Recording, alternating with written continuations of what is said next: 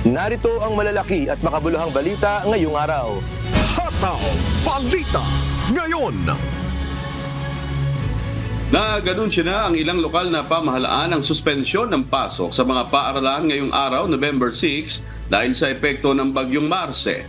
Walang pasok sa lahat ng antas ng mga pampubliko at pribadong paaralan sa buong lalawigan ng Camarines Sur, Quirino at mga bayan ng Alcala, Pari at Camalanyugan sa Cagayan. Habang kindergarten to grade 12 naman ang walang pasok sa Ilocos Sur, Apayao, Ilagan, Isabela, Dipaculao, Aurora at Bangbang sa Nueva Vizcaya. Hataw Balita ngayon. Pinaghahanda na ng Department of Education ng mga paaralan para sa posibleng pagkakaroon ng Saturday classes o kaya ay evening classes. Layon ng hakbang na mapunan ang ilang beses na suspensyon ng klase bunsod ng mga nagdaang malalakas na bagyo sa bansa. Binigyang diin din ng kagawaran ang mga nasabing makeup classes ay gagawin batay sa kakayahan ng mga guro at pasilidad ng bawat paaralan. Hataw Balita ngayon. Nakaalerto na ang Philippine Coast Guard kasama ang mga lokal na pamahalaan para sa inaasahang paglandfall ng bagyong Marce sa Hilagang Luzon sa Huwebes. Nakahanda na ang mga tauhan at kagamitan ng PCG District Northwestern Luzon para sa posibleng paglilikas at rescue operations. Patuloy ding naka-heightened alert ang PCG sa mga pantalan sa rehiyon para agarang makapagresponde sa anumang sakuna sa dagat. Hataw Balita ngayon. Mabot na sa 151 ang bilang ng mga nasawi dahil sa bagyong Christine at Leon, batay sa pinakabagong ulat ng National Disaster Risk Reduction and Management Council o NDRRMC. 21 naman ang nawawala at 134 ang nasugatan. Mahigit 8.8 milyong individual ang naapektuhan sa 17 rehiyon, kung saan 194,272 sa mga ito ang nasa evacuation centers. Babot naman sa 5.9 billion pesos ang pinsala sa agrikultura at 8.2 billion pesos sa infrastruktura, samantalang nasa ilalim pa rin ng state of calamity ang ilang lugar sa bansa dahil sa pananalasa ng dalawang malakas na bagyo. Hataw Balita ngayon. Tumaas naman ang kaso ng dengue at leptospirosis sa National Capital Region ngayong taon, lalo na matapos ang pagbaha dulot ng mga nagdaang bagyo. Ayon sa Department of Health, Metro Manila Center for Health Development, naabot na ng NCR ang alert threshold para sa dengue at nasa epidemic levels na ang Marikina, Quezon City, Manila at Pateros. Mayroon ng 24,330 o 232 na kaso ng dengue at 2,734 naman na kaso ng leptospirosis sa rehiyon at inaasahang tataas pa ang mga ito sa susunod na linggo dahil sa patuloy na pagbaha. Hataw Balita ngayon.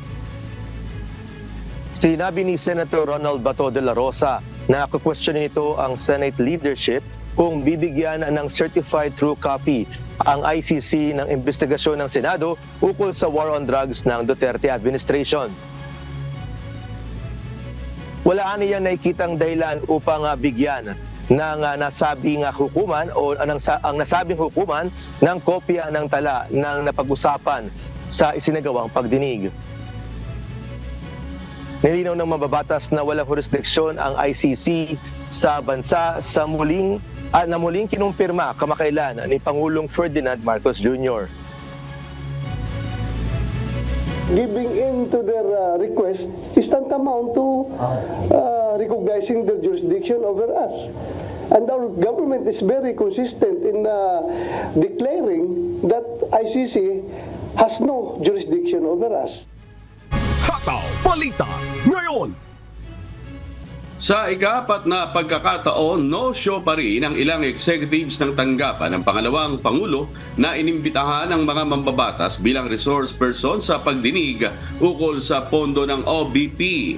Napag-alaman pa ng komite mula sa ulat ng Bureau of Immigration o BI na nakalabas na ng bansa patungong Estados Unidos si Attorney Zuleika Lopez, Chief of Staff ni Vice President Sara Duterte. Ayon sa House Committee on Good Government and Public Accountability, sakaling hindi pa dumalo ang mga ito sa susunod na pagdinig, ay papatawan na sila ng contempt order at ipapaaresto ng Kamara.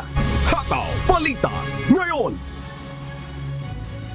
Na-reset sa November 18 ang pagdinig para sa kasong human trafficking laban kay Cassandra Leong, ang kinatawan ng Lucky South 99 Pogo.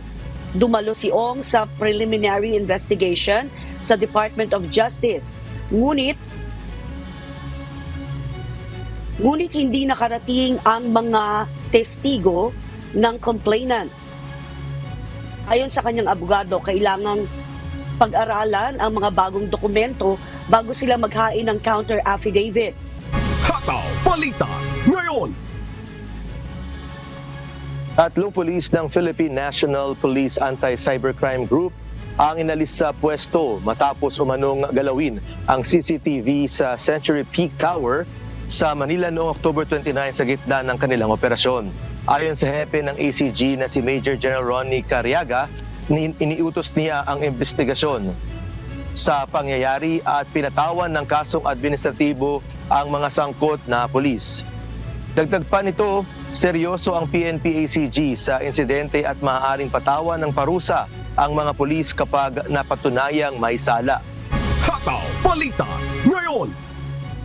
Iimbestigahan na ng pamunuan ng Presidential Anti-Organized Crime Commission o PAO ang nag-viral sa social media na pananampal ng tagapagsalita nito sa isang lalaki sa kasagsagaan ng operasyon sa Pogo Hub sa Bagak, Bataan noong isang linggo. Ayon kay PAOK Executive Director Yusek Gilbert Cruz, wala sa polisiya ng ahensya ang naging aksyon ni spokesperson Winston Casio. Tiniyak ni Yusek Cruz na kakausapin din anya ng PAOK ang biktima upang hingan ng kanyang panig. At automatic yan, dapat kakasuhan mo yan. Wala naman sa batas natin na papipiliin ka na kaso o sampal o kaso o bugbog. Dapat talaga kasuhan. Wala namang SOP ganon. Hataw Balita ngayon.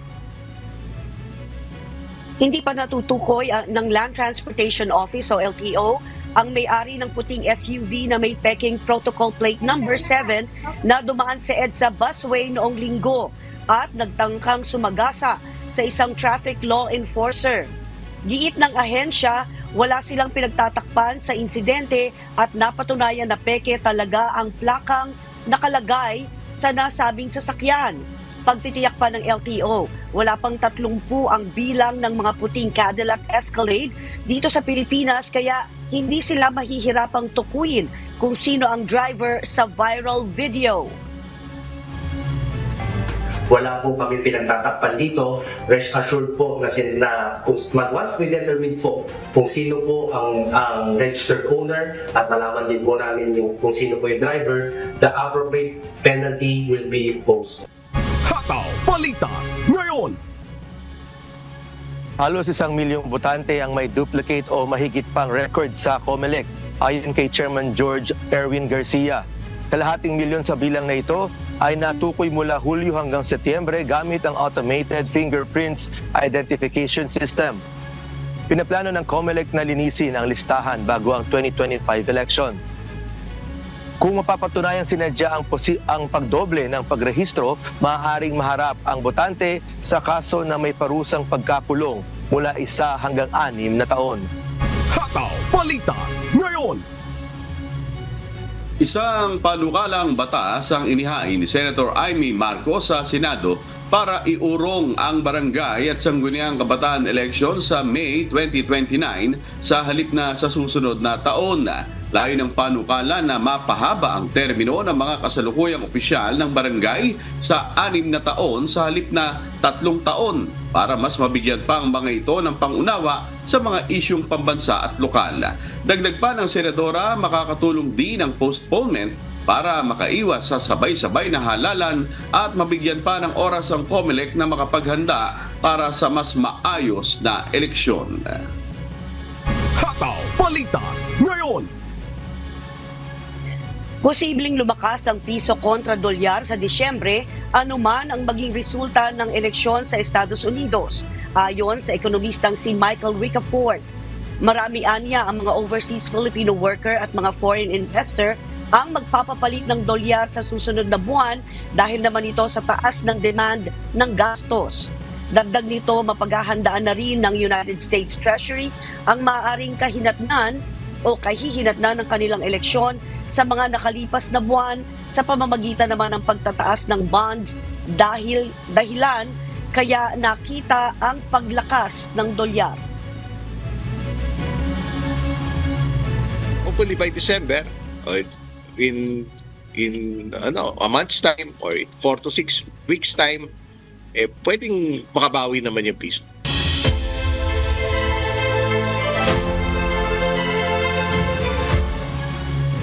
Inumpirma kahapon, November 5, ni Executive Secretary Lucas Bersamin ang pagkakatanggal kay Winston Casio bilang tagapagsalita ng Presidential Anti-Organized Crime Commission o PAOK. Ayon kay E.S. Bersamin, nasa ilalim ng administrative investigation si Casio at nirelieve sa ahensya. Pinagpapaliwanag din anya ito hinggil sa ginawa niyang aksyon. Hataw Balita ngayon. Inatasan ni Justice Secretary Jesus Crispin Remulla ang pagbuo ng task force mula sa mga piskal at ahente ng NBI para investigahan ang mga extrajudicial killings sa war on drugs ng nakaraang administrasyon. Ayon sa Memo Order number 778, tungkulin ng task force ang case build-up at kung kinakailangan, pag-file ng kaso laban sa mga sangkot sa mga pagpatay. Makikipag-ugnayan ng task force sa PNP Witness Protection Program, CHR at iba pang ahensya upang masigurado ang maayos na investigasyon at pagsasampa ng kaso. Hataw Balita ngayon. Magtutungo ngayong araw ang ilang mga katutubo at 2 miyembro ng Philippine Eagle Foundation sa Australia para dumalo sa gagawing Australia Award Fellowship na gaganapin sa Charles Darwin University sa Darwin City at Northern Territory. Layon ng pagtitipon na makapagturo ng karagdagang kaalaman patungkol sa wildlife protection at wildlife conservation. Ayon kay Australian Ambassador to the Philippines, HKU, magandang pagkakataon ng nasabing event para makapagpalitan ng idea ang 2 bansa patungkol sa tamang pangangalaga sa kalikasan.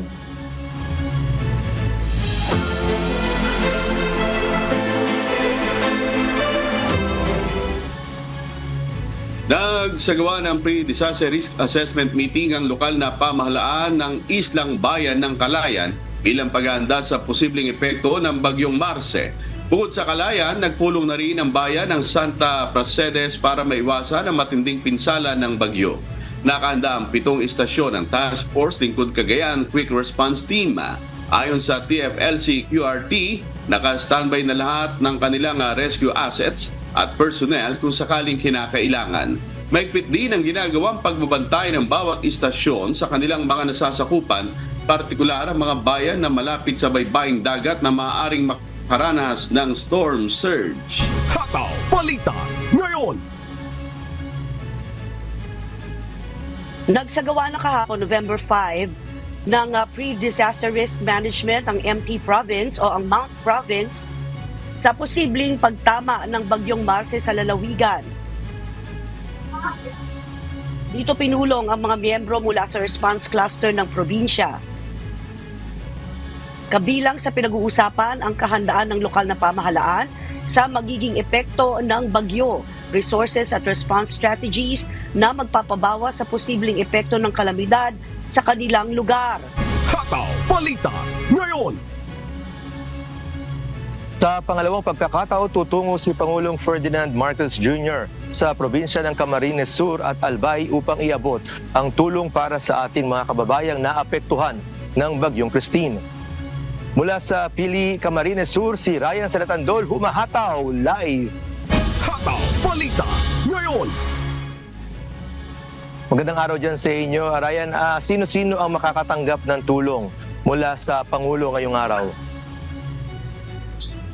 Yes, Sunny, magandang umaga. Ang makakatanggap nga ng tulong mula sa Office of the President ngayong araw ay ang ating mga kababayang magsasaka at mangingisda na lubhang naapektuhan ng Bagyong Christine dito sa probinsya ng Camarines Sur at probinsya ng Albay. Bukod sa tulong itong pangkabuhayan sa kanila, ito din ay pagkilala ng Pangulo sa mahalagang kontribusyon nila sa pamayanan. Mamayang alas 9 ng umaga, nakatakda ang muling pagpunta ni Pangulong Bongbong Marcos Jr. sa Camarines Sur upang mag-abot ng tulong sa ating mga kababayan na naapektuhan ng Bagyong Christine. Target na mabigyan ng tulong ngayong araw mula sa Office of the President ang mga kababayan nating nasa sektor ng pagsasaka at pangingisda, 10 ng kanilang mga pamilya. Katulong ng opisina ng Presidente ang Department of Agriculture at Department of Social Welfare and Development o DSWD. Pabibigyan ng tig 10,000 piso ang 5,000 magsasaka at mangingisda mula sa 15 munisipalidad ng buong Camarines Sur, kabilang ang mga bayan ng Minalabak, Nabua, Bula, San Fernando, Bombon, Calabanga, Magaraw, Bilaor, Kamaligan, Kanaaman, Gainsa, Ocampo at Balatan. Ang mga mabibigyan ng tulong ay mula sa assessment ng DA at DSWD, kaya tinitiyak din ng Pangulo na hindi ito mahahaluan ng anumang bahid ng politika at mapupunta ito sa mga pamilyang most affected farmers at fisher folks. Bukod dito, mamimigay din ng crop insurance sa 10 magsasaka sa gagawing aktibidad. Pagkatapos dito sa Pili, Camarines Sur, pupunta naman ang Pangulo sa Legazpi City, Albay upang mamigay ng ganito ring ayuda sa mga naapektuhan ng Bagyong Christine. At yan muna ang latest live mula dito sa probinsya ng Camarines Sur. Balik sa iyo, San. Alright, salamat Ryan Salatandol, nag-uulat ng live mula sa Pili, Camarines Sur. Hataw Balita ngayon. Ipinagkaloob na ng National Housing Authority o NHA at Local Government Unit ng Bira, Catanduanes ang nasa mahigit 800 housing unit sa mga residenteng naapektuhan ng nagdaang Bagyong Nina. Pinondohan ang nasabing housing project ng National Disaster Risk Reduction and Management Council mula sa Calamity Fund noong manalasa ang bagyo noong 2016. Si Ryan Salatandol, humahataw. Hataw Balita ngayon. Ipinamahagi ang 811 housing unit sa bayan ng Vera, Catanduanes kahapon November 5. Kabilang sa mga benepisyaryo ang mga residenteng naapektuhan ng pananalasa ng Bagyong Nina noong 2016 na dating nakatira sa mga danger zone tulad ng low-lying at coastal areas. Ang housing project ay may lawak na 10.3 hectares at ang bawat bahay ay may lawak na 28.4 square meters. Pinondohan ito ng National Disaster Risk Reduction and Management Council o NDRRMC na nagkakahalaga ng 500 million pesos mula sa Calamity Fund noong nanalasa ang Bagyong Nina sa bansa. Ayon kay Engineer Teodora Bandojo, ang District Manager ng Albay National Housing Authority o NHA Catanduanes District Office, dumaan sa evaluation ang mga recipient ng pabahay kung talagang karapat-dapat itong pagkalooban. Nasa LGU po yung pagpapalista para doon sa mga families affected. Then ini-evaluate sila, then ina-approve ni Mayor Lainez, ini-endorse sa National Housing Authority for further validation. Kasi dapat qualified sila being beneficiary dapat ng resettlement project under ng Republic Act 1779 or UDHA.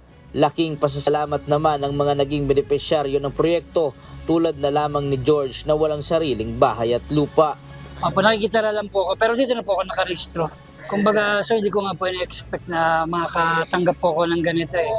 Siyempre, isa pong karangalan na makatanggap po ng ganito, lalo na po binahagi po ng NHA, tsaka ng GU, tsaka yung mga iba pa pong agency na katuwang. Kaya sobrang thankful po na isa po ako sa nakatanggap po ng prelebiyo na po. Magkaroon po ng housing. Kaugnay nito, una nang ipinagkaloob ang 76 na housing project sa bayan ng Bagamanok, Catanduanes. Ryan Salatandol, humahataw sa balita ngayon. Hataw Balita ngayon. Isang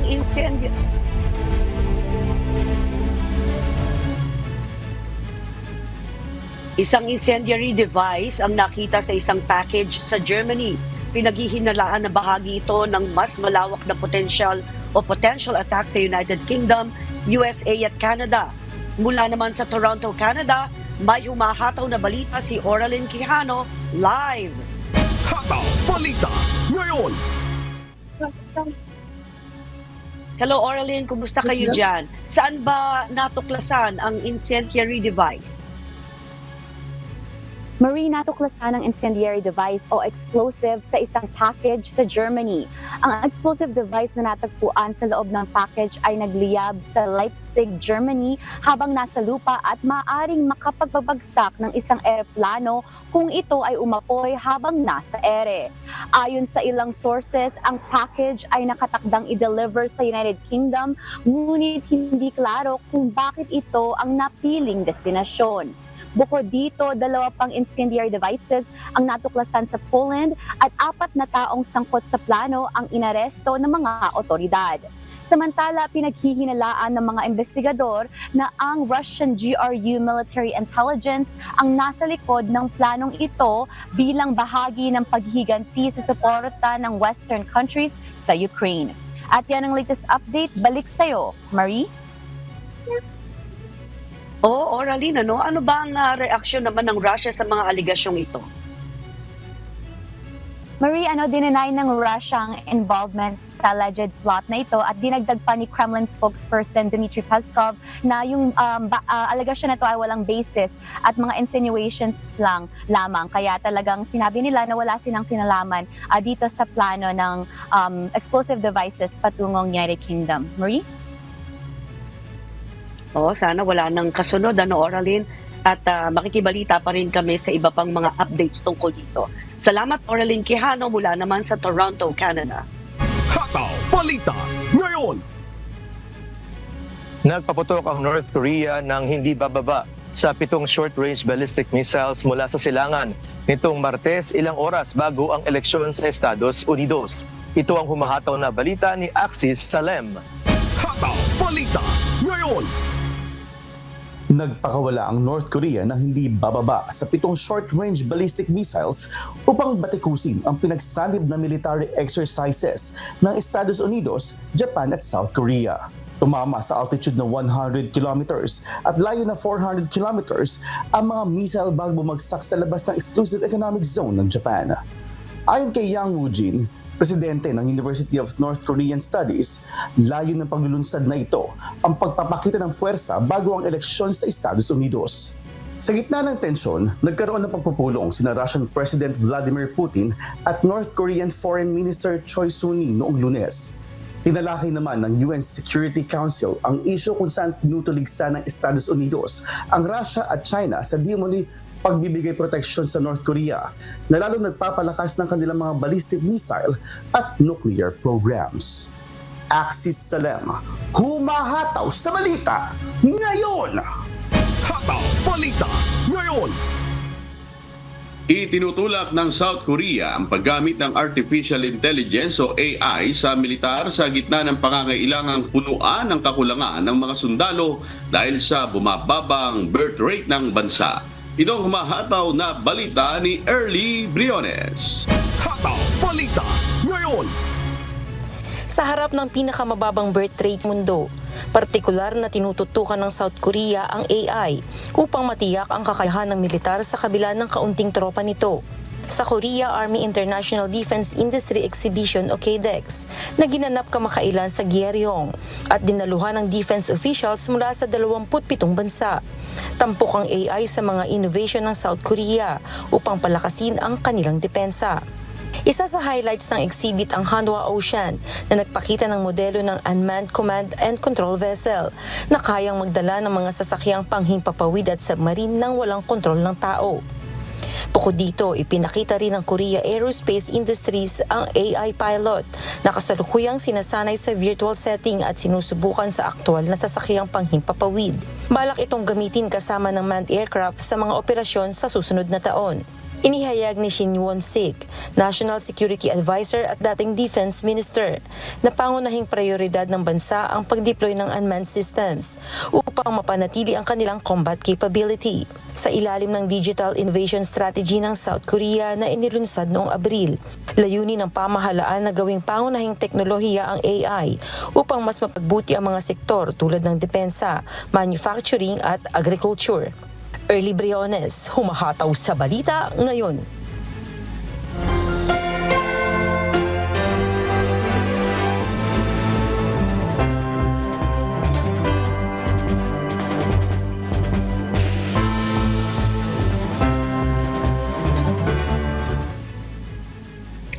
Dumami ang maagang bumoto sa estado ng Virginia habang dumagsa naman ang milyong-milyong botante ngayong araw sa mga voting precincts sa estado. Ilang kababayan naman natin na nagpahayag ng kanilang dahilan kung bakit nila binoto ang napipisil nilang kandidato ngayong araw. Mula sa Virginia, USA, may humahataw na balita si Alvin Cabamungan, live! Hataw Balita ngayon. Yes, Alvin, good to see you again. Gaano ba karami ang bumoto ng maaga dyan sa Virginia?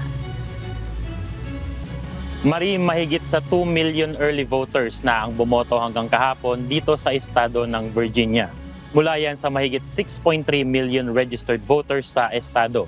At mula pa kaninang umaga ay milyon-milyong botante na ang dumagsa sa polling precincts at nakakita ng mahabang pila sa mga ito.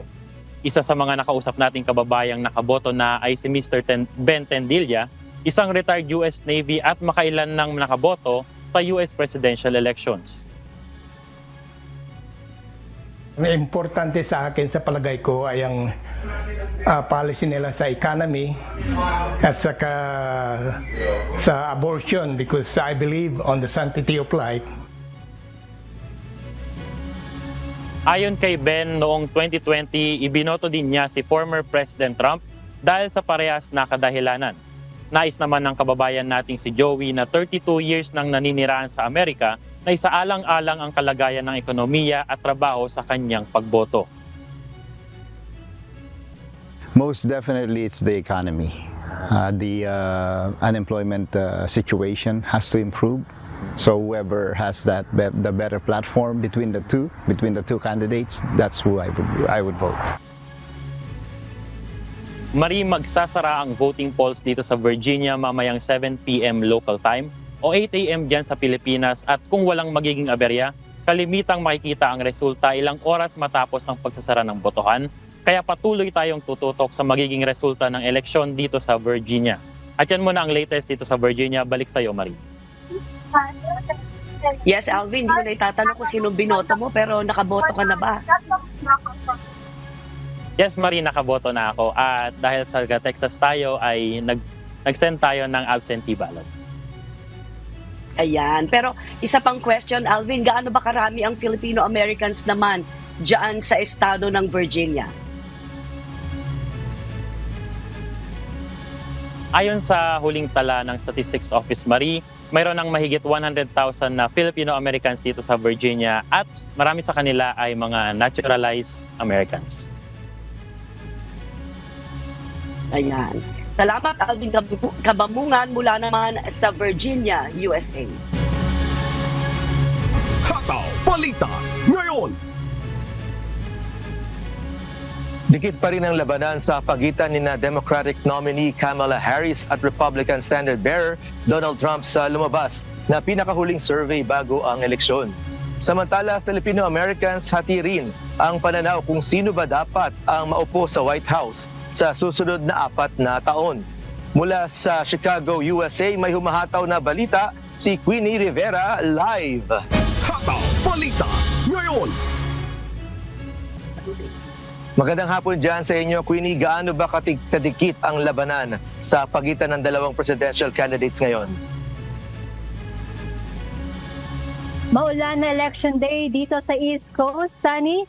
Virtual tie, ganito mailalarawan ang kalagayan ng 7 battleground states na pinaglalabanan nila US Vice President Kamala Harris at former President Donald Trump.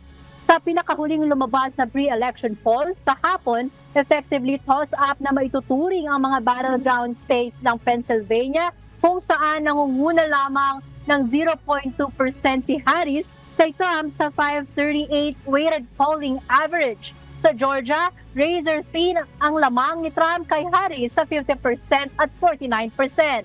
Sa North Carolina, lamang ng 1% si Trump sa 49% at 48%. Sa Michigan, 50% si Harris habang 48% si Trump.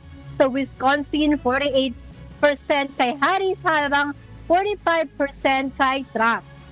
Sa Arizona naman, 2.2% lang ang lamang ni Trump kay Harris, habang sa Nevada ay 0.3% lamang ang lamang ni Trump kay Harris sa average polls.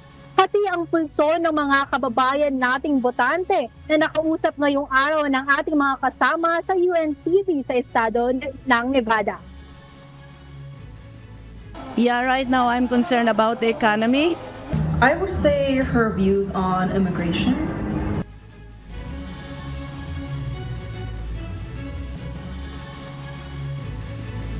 At yan ang latest dito sa Chicago, USA. Balik sa'yo, Sunny.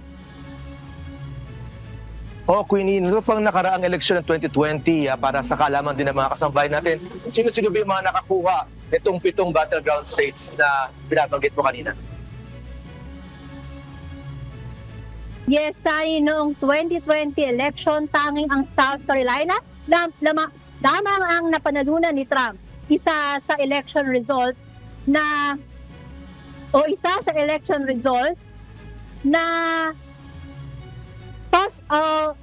upset noon ay ang Georgia na traditional na bumuboto para sa Republicans. Ngunit noon nga ang 2020 ay bigla nitong naipanalo si Biden. Sunny. Alright, keep us updated hanggang mamaya, Queenie, sa mga resulta naman ng mga battleground states natin. Salamat sa balita mo, Queenie Rivera, mula naman dyan sa Chicago, USA. Hataw Balita ngayon. Mula sa malakas na ulan at hangin hanggang sa matinding init, iba-ibang kondisyon ng panahon ang haharapin ng mga botante sa Estados Unidos sa araw ng halalan. Ito ang humahataw na balita ni Abby Valdez. Hataw Balita ngayon. Inaasahang masama ang lagay ng panahon sa South Central US kung saan magdadala ang isang malaking bagyo ng hangin at ulan. Pinakamalakas sa buhos ng ulan sa pagitan ng Northeast Oklahoma, Southeast Kansas at Southwest Missouri na may posibleng pag-ulan na aabot sa 8 hanggang 12 pulgada. Inaasahan din ang ulan sa Wisconsin at Michigan sa araw ng pagboto. Ang mga ito ay 2 sa 7 swing states na may mahigpit na laban sa pagitan ng dating Pangulong Donald Trump at Vice President Kamala Harris. May tsansa rin ng pag-ulan sa Iowa at southeastern Minnesota. Abby Valdez, humahataw sa Balita Ngayon.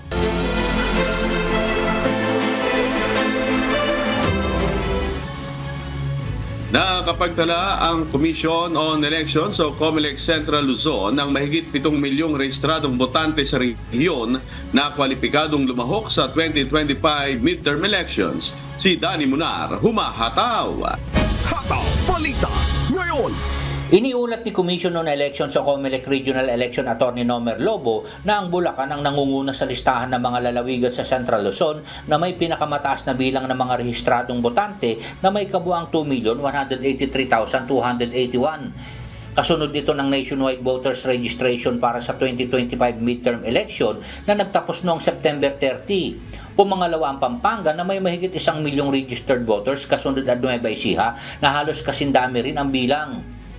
Nasa ika-4 at ika-5 pwesto ang Tarlac at Bataan na may mahigit 700,000 at halos 600,000 naman ayon sa pagkakasunod. Dagdag pa ni Lobo, nakasunod ng isinagawang pag-ahain ng Certificate of Candidacy o COC sa Central Luzon ay mayroong ngayong kabuang 3,564 na aspirants para sa iba't ibang posisyon sa rehiyon. Ipinaalala ng COMELEC ang pagkakaiba sa pagitan ng mga aspirant at mga kandidato kung saan lahat ng nag-file ng COC mula sa gobernador pababa ay tinuturing na isang aspirant sa ngayon. Opisyal na silang magiging kandidato kapag nagsimula na ang campaign period sa March 28, 2025. Danny Munar, humahataw sa balita ngayon. Hataw Balita ngayon. Binigyang pagkilala ng lokal na pamahalaan ng Bataan ang mga natatanging mamumuhunan at kooperatiba sa probinsya sa isinagawang Galing Bataan Awards. Si Mel Aquino, humahataw! Hataw Balita ngayon. Muling pinarangalan ang mga natatanging kooperatiba sa lalawigan ng Bataan sa isinagawang Galing Bataan Awards 2024 sa pangunguna ng Provincial Cooperative Enterprise Development Office o PICEDO, Provincial Government of Bataan at Department of Trade and Industry o DTI. Taunang isinasagawa ang Galing Bataan Awards na naglalayong bigyan ng pagkilala at pagpapahalaga ang dedikasyon at kontribusyon ng mga kooperatiba at mga kabilang sa Micro, Small and Medium Enterprises o MSMEs. Sila kasi ang pangunahing katuwang ng lokal na pamahalaan upang tumatag at mapalakas ang ekonomiya ng isang munisipalidad, syudad o lalawigan. At sa tulong ng lokal na pamahalaan sa pamamagitan ng mga programa nito ay mas lalo pang napalalakas ang kanilang ugnayan. Ang Galing Bataan Awards ay tinatag upang bigyang hukay ang ating mga kooperatiba at MSMEs, ang mga tunay na bayani ng ating lokal na ekonomiya. Sa mga programang tulad ng Cooperative Development Programs at Enterprise Development Programs, layunin ng PICEDO na magbigay ng gabay at suporta upang palakasin ang ating mga kooperatiba at MSMEs. Ipinagmalaki naman at kinilala ni Bataan Governor Joyce Garcia ang naging ambag ng mga ito sa parangal na natanggap ng probinsya sa isinagawang 37th Bureau of Local Government Finance Stakeholders Recognition. Kamakailan sa awarding ceremony ng DLGF kung saan binigyan po ng award ang ating probinsya. Number 4 and number 5 tayo pagdating sa locally sourced revenue for 2022 and 2023 at number 1 ang probinsya ng Bataan for most locally sourced revenue in connection to our local operating income. Number 1 tayo sa buong Pilipinas. At kaya naman po umakyat ang ating locally sourced revenue dahil po sa inyo ang ating mga MSMEs, ang ating mga co-ops, ang ating mga business establishments na nagbabayad po ng tamang buwis. Kaya yun po ay award nyo rin lahat. Mel Aquino, humahataw sa balita ngayon.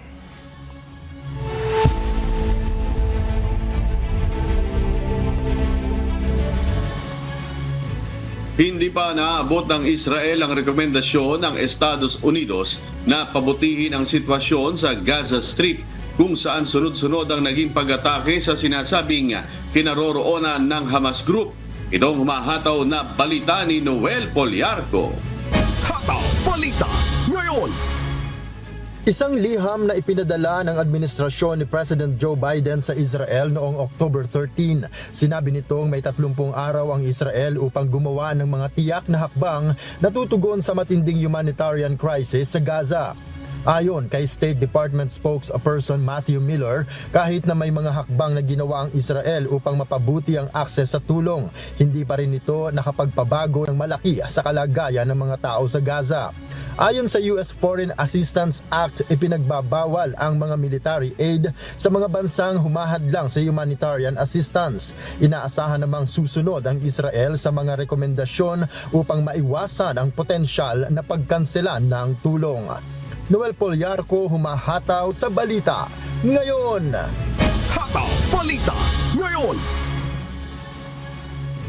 Nakararanas ang mga merkado ng langis sa Estados Unidos at Canada ng malalaking paggalaw habang inantala ng OPEC Plus ang pagtaas ng produksyon. Inanunsyo naman ng Canada ang ambisyosong pagbabawas ng emissions sa kanilang sektor ng langis at gas na nagdulot ng halo-halong reaksyon. Ito ang humahataw na balita ni James Bontuyan. Hataw Balita ngayon. Tumaas ng halos 3% ang presyo ng langis matapos magdesisyon ng OPEC Plus na ipagpaliban ang plano nitong dagdagan ang produksyon para sa Disyembre. Sa gitna ito ng gitgitan ng presidential nominee sa US elections at isang bagong tropical storm na nagbabanta sa produksyon sa Gulf. Tumaas ang Brent futures sa $75.8 o 4,377 pesos kada bariles, habang umabot na ang US West Texas Intermediate sa $71.47 o 4,167 pesos. Ang OPEC Plus ay nagpasya ring palawigin ang pagputol ng produksyon na 2.2 milyong bariles kada araw dahil sa pagbagsak ng presyo at paghina ng demand. Nakatutok din ang mga investor sa desisyon ng US Federal Reserve sa interest rates at sa mga planong pang-ekonomiya ng China. Samantala, naglabas ng draft regulations ang Canada na maglalagay ng limitasyon sa mga emisyon ng greenhouse gases mula sa sektor ng langis at gas sa 35% mula sa 2019 levels sa taong 2030. Nagdulot ito ng pagtutol mula sa industriya at nagbabala na ang mga bagong regulasyon ay maaari magdulot ng pagbawas sa produksyon at pagtaas ng presyo ng enerhiya. Lilikha ang mga regulasyon ng isang cap and trade system na dinisenyo upang kilalanin ang mga kumpanya na mas mahusay ang performance at hikayatin ang mga kumpanya na mataas ang polusyon na gawing mas malinis ang kanilang mga proseso ng produksyon. James Bontuyan, humahataw sa balita ngayon.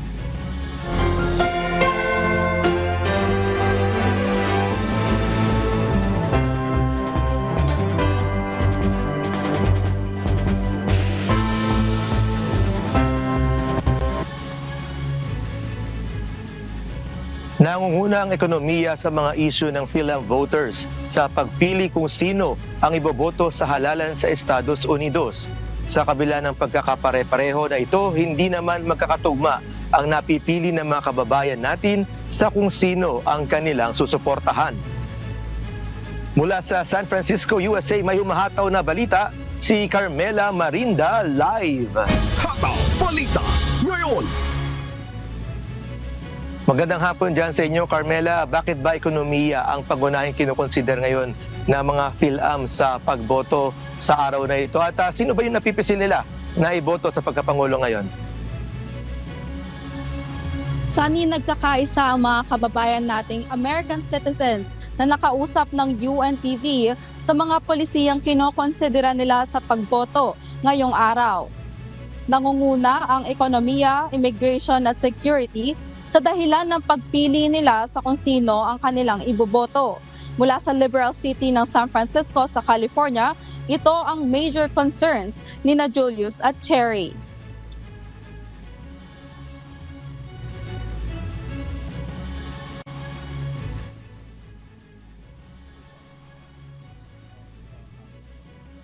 During the Trump presidency, the economy was inherited because of what Obama has done, and the effects of the economy under Trump was so severe. We need someone who has policies for us middle class, kasi she will give a tax credit sa mga first-time home buyers. Ganito rin ang pag-asa ni Archie, isang retiree na mula sa estado ng Colorado na kinokonsiderang swing state. Mga middle class, kagaya ko, matutulungan ng mga middle class. Konti ang taxes yata, inaano nila, no? Ang US military veteran namang si Noni na mula sa Republican City ng Virginia Beach, ekonomiya at seguridad ang pangunahing nasa listahan ng makaka-impluwensya sa kanyang pagboto. Health benefits, education, security, migration security. Kaya kadamihan ng mga policy nila, I agree with them. Ngunit sa kabila ng pagkakaisa ng mga Filipino-Americans sa major issues na dapat tutukan ng susunod na Pangulo ng US, tila nagkabahabahagi ang mga ito sa kung sino kina Vice President Harris at former President Trump ang makagagawa ng kanilang pamantayan sa pagboto.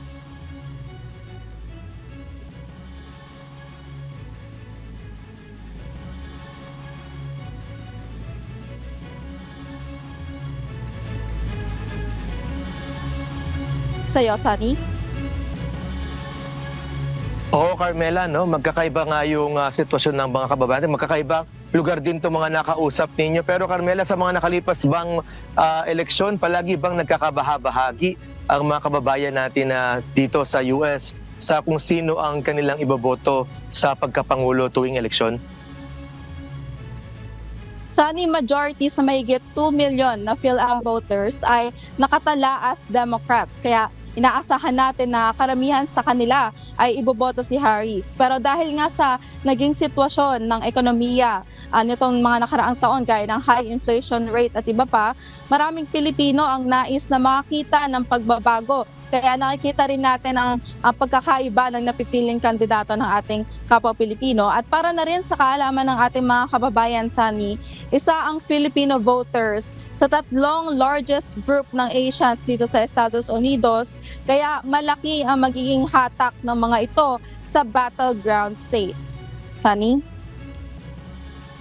Alright, salamat dyan sa information at update ninyo. Keep us updated hanggang mamaya. Salamat, Carmela Marinda, live mula sa San Francisco, USA.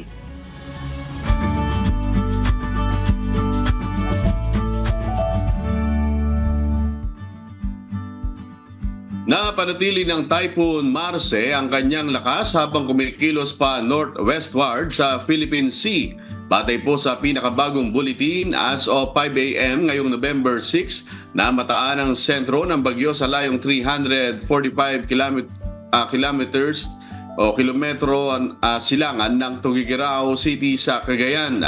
Taglay nito ang hanging umaabot sa 140 kilometers per hour at bugso na nasa 170 kilometers per hour. Kumikilos ito pa northwestward sa bilis na 15 kilometers per hour.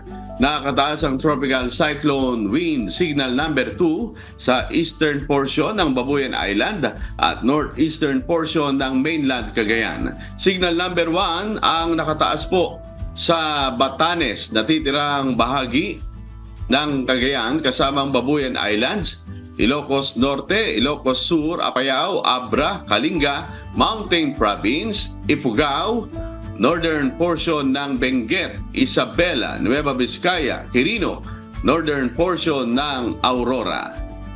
Manatili pong nakatutok sa UNTV para sa latest na ulat tungkol kay Severe Tropical Storm Marce. Tandaan, sa bawat araw na ating nasisilayan, tayo magpasalamat sa Diyos na may lalang.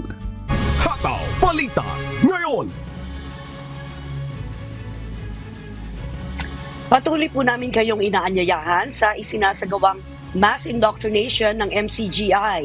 Day number 7 na po tayo mamayang 7 p.m. Philippine Time sa official MCGI social media accounts.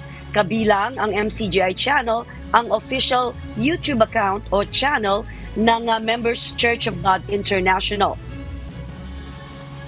Tuloy din po namin kayong inaanyayahan na makiisa sa Global Prayer for Humanity tuwing Lunes hanggang Biyernes, alas 9:30 ng gabi. Ito po ay nakastream ng live sa lahat ng MCGI social media accounts. Ang Global Prayer for Humanity ay bukas para sa lahat, anuman ang inyong relihiyon o lahi. At sa aming ibabahaging mga salita ng Diyos na ating sandigan, mula sa Kawikaan, Kapitulo 4, Talatang 19. Ang lakad ng masama ay parang kadiliman, hindi nila nalalaman kung ano ang kanilang kinatitisuran.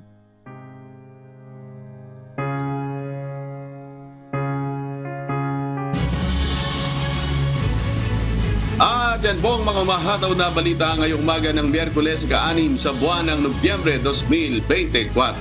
Sa ngalan po ng lahat ng bumubuo ng UNTV News and Rescue, UNTV Radyo La Verdad 1350 at ng ating mga correspondent mula Luzon, Visayas at Mindanao. Mula po rito sa Pilipinas, ako po ang inyong amigo, Sherwin Kulubong.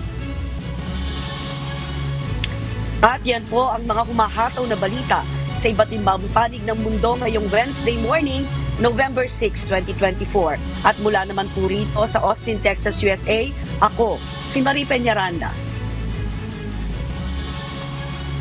Ako naman si Sunny Cos mula rito sa Hollywood, California, USA. At dito sa UNTV at UNTV Radyo La Verdad 1350. Diyos ang aming sandigan, serbisyo publiko ang aming pinahahalagahan. Susunod na po ang Good Morning Kuya. Salamat po sa Diyos at magandang umaga.